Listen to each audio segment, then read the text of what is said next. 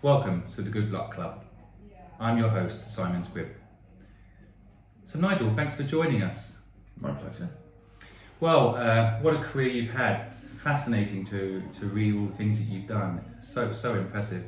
I always like to start off by asking my guests, what does success mean to you? It's, as I said at the beginning, just before we started talking, my answers might be quite vague, but they will be honest. I think in terms of career, it means making something, feeling as though I have something worth saying, and finding a way to say it. So that's personally a great feeling, to feel I have a method or a style or a technique. And then being lucky enough to have a platform to present it on. And when all those things come together and I'm working with great people, I feel successful. Interesting. I find that when I ask people, just general public, I say what is success, a lot of people will pick a number financially. It's interesting, money doesn't even come into any of what you just described there. No, not really. I mean, I'd love the idea of lots of money, but it didn't come into my head when you said being successful. Has it always been that way for you, or has there been points in your life where that success matrix has shifted? No, I don't think so. I think they're separate things, money and success. I like money, I like the freedom that money gives, but that doesn't really mean successful to me. What I've discovered, I think, is that me feeling successful has probably got nothing to do with the job I'm doing. It's, happiness and success have really, when things are kind of in balance, it's just, I can be just as successful if I'm kind of out in a park and the weather's nice and it's a lovely sunny day, and that feels like a successful day. It's one of the reasons I wanted to interview you, because I think people don't think this way and you do. A lot of people I meet, the metrics of success are quite different to what you're describing. You're talking about enjoying your life as a metric for success, and I think, and it's interesting the business you're in, because I would say as a director, when I hear a movie has been done well or not, it's all about its box office numbers, or how much money it made, or how financially successful it was as a model. And so even in the industry you're in, you must be an exception, because surely the numbers are important. Maybe I'd be more successful in industry terms if I felt differently. I mean, I know people who do those big mega projects, and not that I'm in a position to turn it down, but I don't think it would make me happy.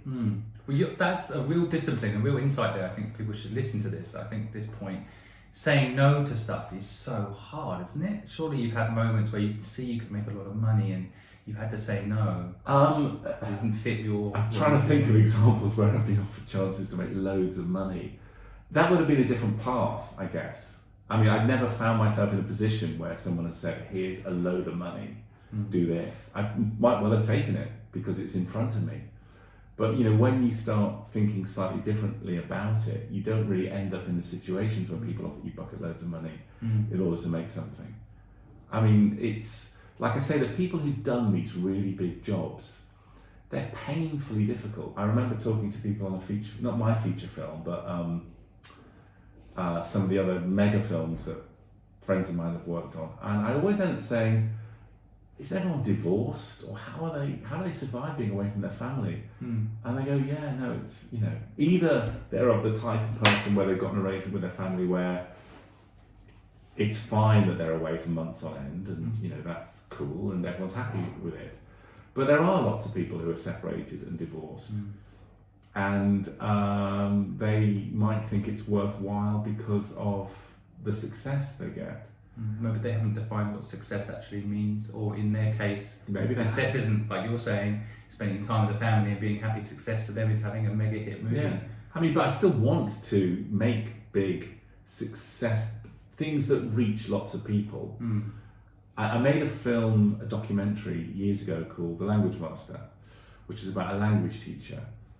And on every level, it was a success, and it made me incredibly happy. So lots of people saw it, it got lots of publicity, it, did very well, it was high status, I met famous people, Creatively, it was my idea. I sold it. I produced it. I had every concept about it was mine. So as you can imagine, and it was worthwhile.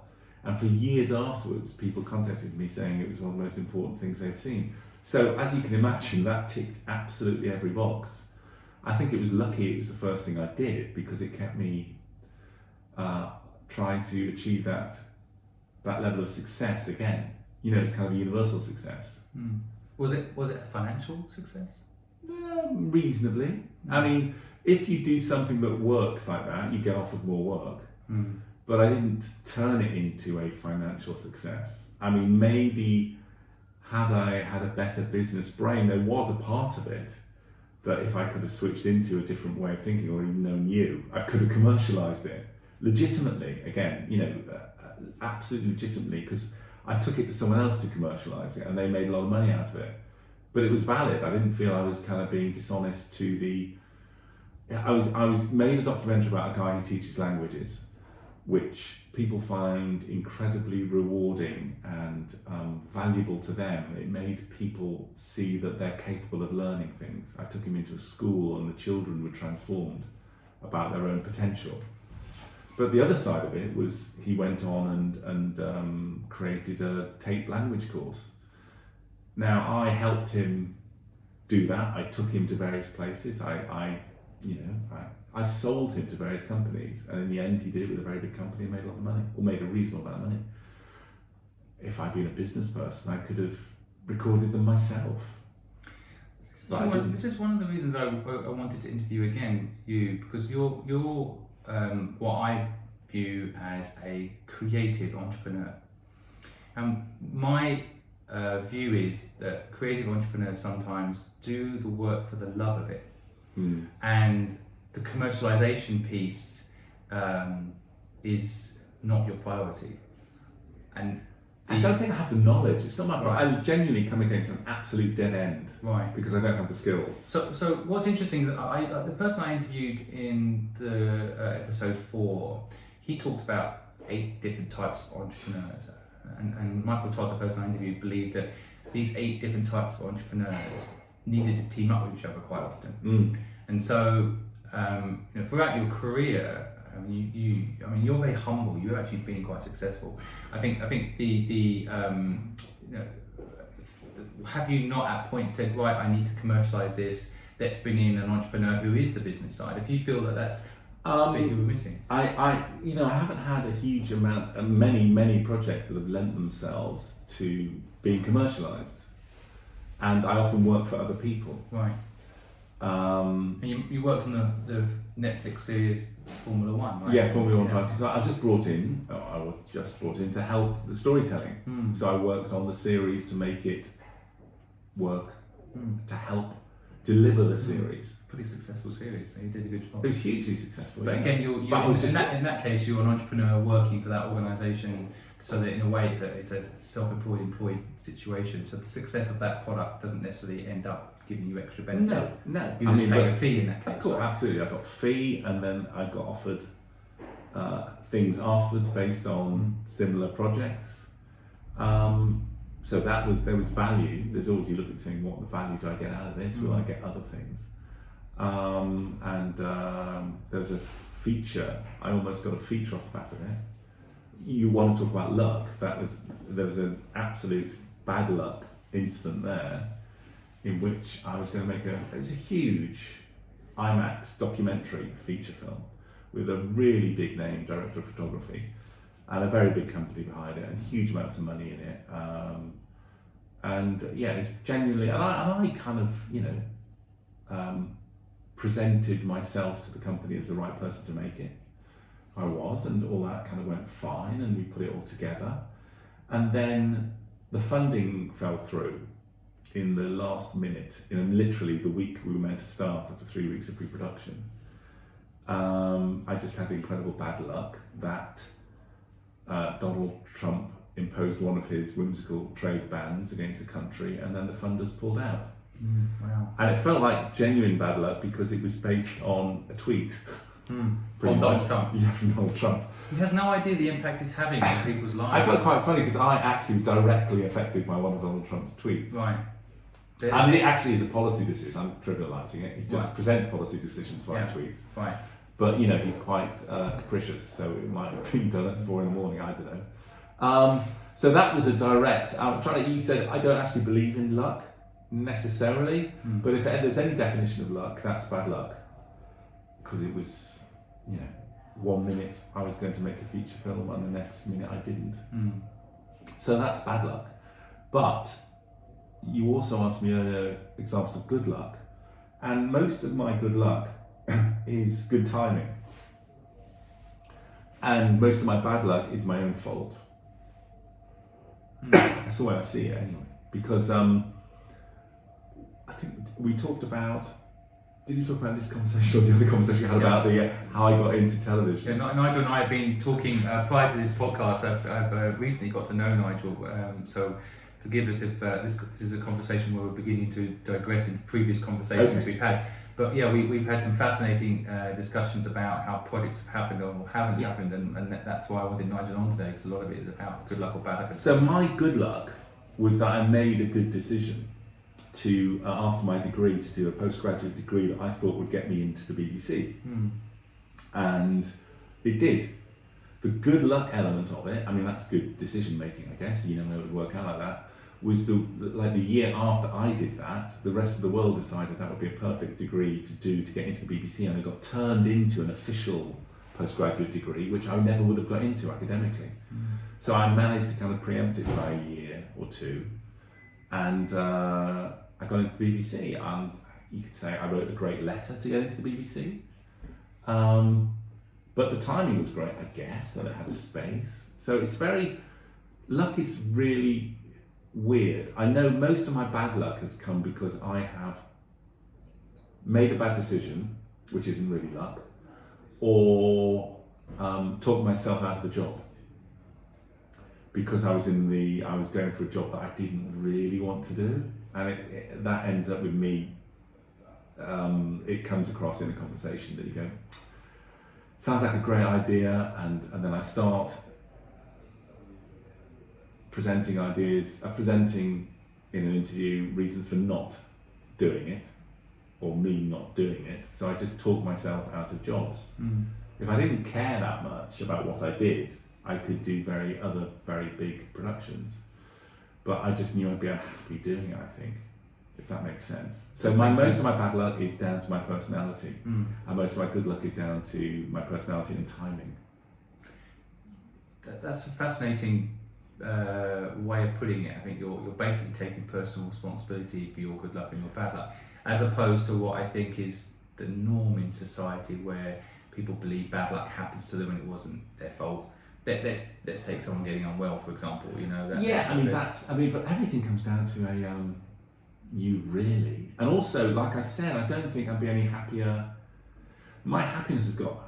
I genuinely don't think my happiness is due to my work. It's your state of mind, because you're not really working all the time. You know, if you're walking down the street unhappy, it's just because of how you're responding to the world. It's not really the job. I have a little bit of a problem personally with the word happy, and I think it's impossible to stay in a permanent state of happy.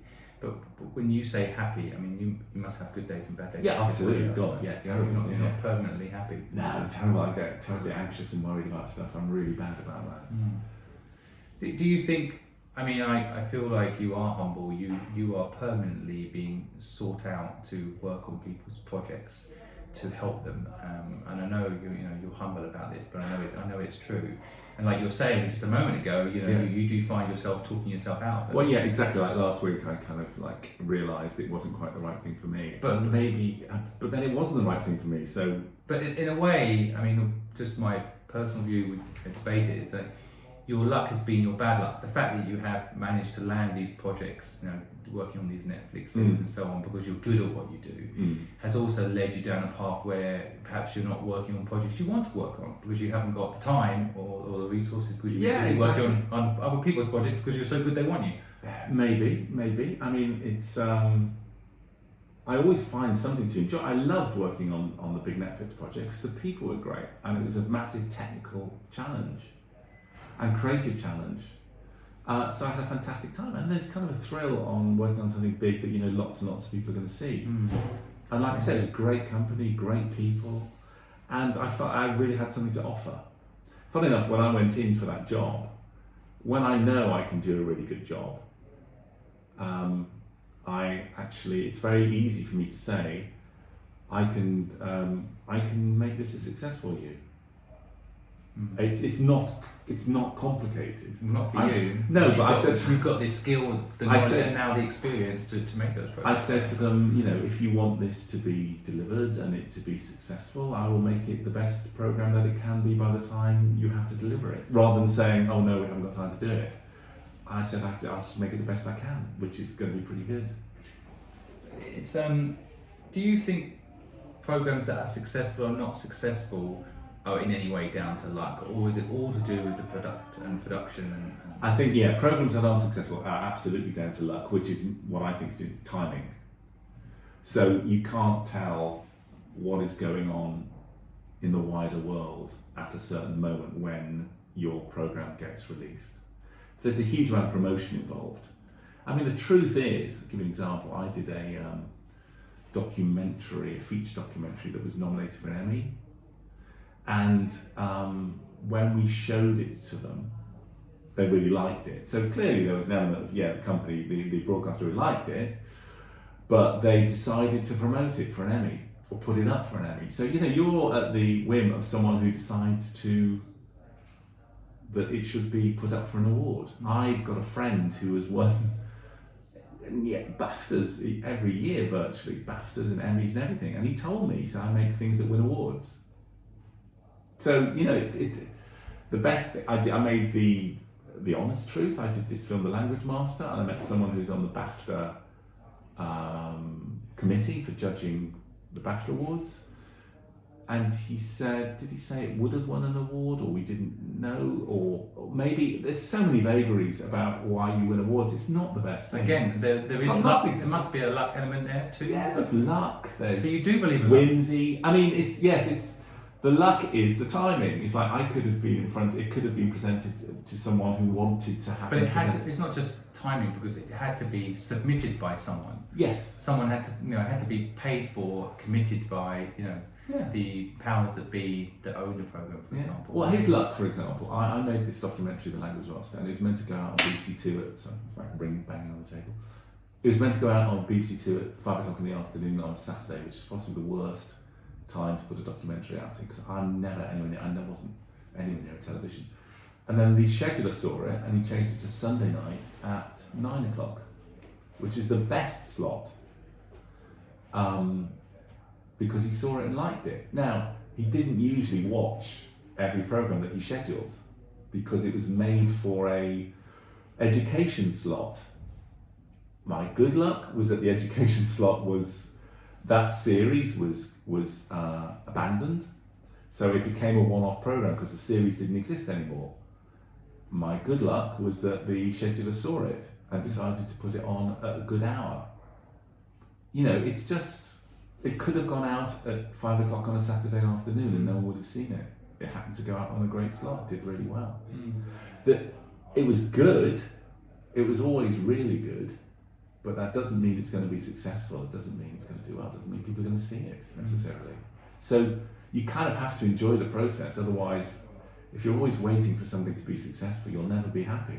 I mean, it's easy for me to say this. It doesn't mean I am happy, but I just, I logically know that to be true. You have to enjoy the process, because the end result, you're just waiting for the right moment to be. It's in other people's hands, isn't it? I interviewed someone recently who said that you manifest your own luck or bad luck, and everything that happens to you is kind of created by your own actions. It's kind of similar to what I'm saying. I think so. I guess with that kind of idea in mind, if you were to manifest luck for yourself in the future, what would you like your future career to be? What is your Yeah, I mean, that's destiny? interesting. I've got what I would like to do essentially is have more of those projects that I believe in, that are worthwhile and valuable and useful to people. Are you listening, university? Yeah, working with amazing people, and just having and learning when I do it. The best time I ever had was when I made a series and I was given complete permission to do what I thought was best. And that genuinely is the most amazing feeling. I happened to come up, there was a series that someone had written a few pages on, so it was a concept, but it wasn't a series. So I came in and I taught myself into that. I was fairly junior, and I had an idea about how it should be done, and the company kind of agreed with me, and they put it to the broadcaster, and they agreed. The broadcaster was rebranding itself, so they went for something new. So we've never really done it like this before, but we're trying to do something new, so let's do it. I then poured myself into it and made the kind of program and series that was absolutely the best that it could be for me. So I made a program based on my greatest skills on every level. So I just basically did the best I could. I shot it for me. We showed it to them and they liked it, and they put a huge amount of publicity behind it. So it was massively promoted and it was a huge success. So on every level it was brilliant. Do you want to copy and paste that going forward, basically? Yeah, but the downside was financially I didn't make anything out of it, right, because it wasn't my company. Right. And I remember trying to talk to the company to give me a bit more money to do it, and they didn't really want to. So I wasn't paid a huge amount for it. And I wasn't a business maybe person. the second time around you can have all the essence of what you love, but just maybe tweak the financial side to get Absolutely, you yeah. from your hard work and creativity. And as you know, I have got many ideas that are waiting to be made. More in drama at the moment than in documentary, although they're kind of in the area of documentary. And I think knowing people like you and being more of a grown-up, I will try and kind of think about that aspect of it alongside the creative side of it as well. There's no point not taking advantage of it. No, I agree. Well, I think on that note, I've got one more question for you, but just to say, I guess ultimately, if you the audience need to have a bit of luck that these amazing programs you have in your mind as ideas come to the market, because I know that they would enjoy them. But one final question as we close today's podcast: if you went back to your younger self and gave some advice, what would it be? It would be things like don't try and be someone else. I did a lot of that. I still do. You have this vision of what you should be like. I still look at pictures of directors and think, it's not what I was expecting a director to look like. So you have this expectation on other people and yourself. This is how I should behave. This is how I should talk. You interviewed Woody Allen once, right? Yeah. You dresses in a certain but way. he was exactly what he was identical. He was genuine in that. He was himself. He did this thing where he adjusted his glasses in the same way that he adjusts his glasses in films. And I thought it wasn't made up to make him. No, he was himself. Right. So don't try and be other people, and don't think that the end result of success is going to. Just have a clear idea of what success means for you. Right. Just be honest. Just I've enjoy tried to what you're doing. I think a lot of people don't understand. It's a really good insight too. People don't define what success is. Well, I like to ask it in these podcasts. What is success to you, right? And it comes and goes. Realise that success, whatever that means. You have failures and successes your whole life.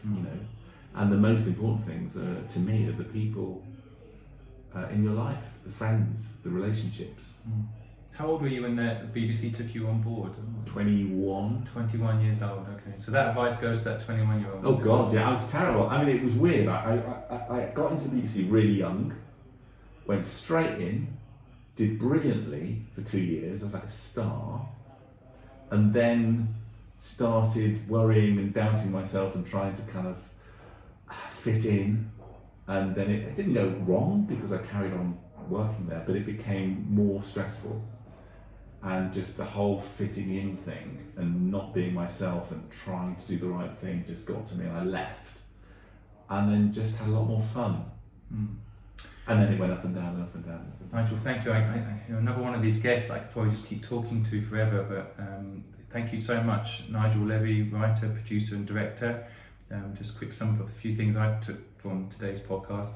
Ultimately, take responsibility perhaps for your own good luck and bad luck. I think that's Nigel's view. It's quite an interesting one, worth noting. And I think they go back to your younger self and just be yourself, find out who you are, don't try to be other people, is also a really good bit of advice. I'd probably say exactly the same to my younger self too. So Nigel, thanks very much for your time today. My pleasure.